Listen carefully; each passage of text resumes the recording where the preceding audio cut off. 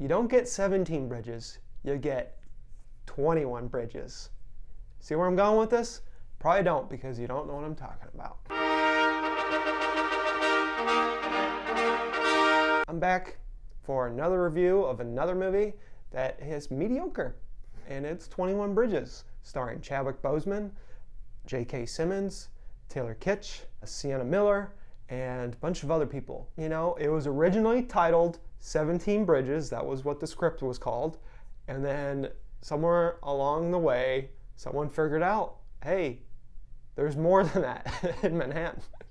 There's at least 21, so we got a rewrite. Someone just literally went through, replaced 17 with 21. Anytime I said 21 bridges.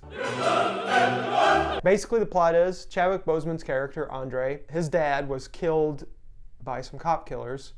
And so it starts off with the funeral, but then he grows up to become a police detective himself. And so what happens is thieves go into this wine cellar and try to take 30 kilos worth of cocaine. But when they open it up, there's 300 kilos of cocaine. And then the cops show up without anybody even being alerted. So there's something going on. And so the whole movie is Chadwick Boseman and Sienna Miller chasing down these guys while trying to figure out why they stole it, why there's so much cocaine in this place, and that's it. I mean, if you've seen any cop drama, you've seen this movie. But where this movie gets different is it tries to give it like a 70s style vibe. So it's got an amazing soundtrack, 70s style soundtrack. If you've seen Taxi Driver and how the mood of the movie is based upon the music of that movie, that's similar here. But the only issue is the movie looks too pretty for the music that it has and for the plot that it has. If you remember the movie The Town with Ben Affleck, it's a really grimy movie because it's a grimy subject. You don't need Roger Deakins for a cop drama about cop killers and crooked cops.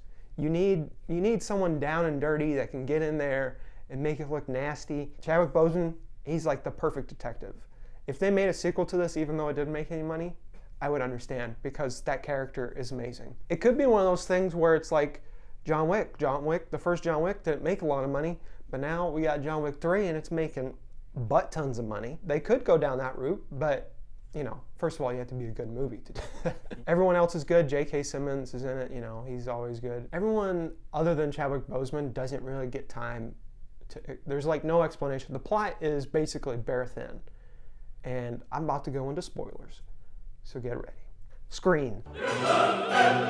You find out that, guess what? There's some crooked cops in the district that the crime happened. The cop killers, one of them's Taylor Kitsch. He's a veteran, and he's lost his best friend in the Afghanistan war, and now he's got his best friend's little brother tagging along with him, stealing cocaine.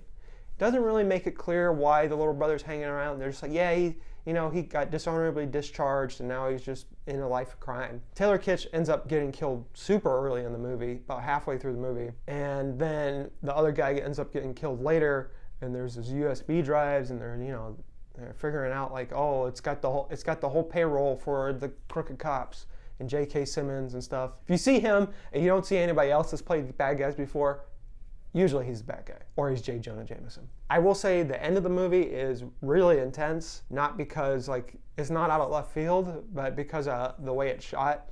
So J.K. Simmons gets exposed by Chadwick Boseman at the end of the movie, and there's a shootout at J.K. Simmons' house, and it's like really tense, and I liked it a lot. I liked the ending. Chadwick Boseman is like, I'm only gonna shoot if they shoot first. So there's a lot of scenes where he doesn't shoot, and he gets a lot of information from the suspects. If you don't know, Taylor Kitsch, they tried to make him happen, and it didn't happen. You can't make Taylor Kitsch happen. And the reason is because he's constantly miscast. In John Carter of Mars, great movie, actually a great movie, advertised completely wrong, but the main problem was Taylor Kitsch, not a leading actor. He's a character actor. Yeah, he's good looking, but not all good-looking people are lead actors. Sometimes they're character actors. Kitsch has been miscast his whole career. So he wasn't a good Gambit. He wasn't good in True Detective because that character didn't need to exist at all. But here, guess what? Guess what? He's perfectly cast. He gets enough lines. You get to see him grimace. He's good at grimacing. If I had to rate this on how many bridges that are actually functional and working, I would give it a 6 out of 10. It's fine. It's one of those movies that if you're on vacation and you've got rented out a hotel and you're up late at night, everyone else is asleep, and you say, hey, 21 Bridges. It's got Chadwick Boseman. It's got J.K. Simmons. Might as well. Put it on volume at least below 5 because you don't want to wake up your significant other or the kids. But guess what? You want to watch 21 Bridges.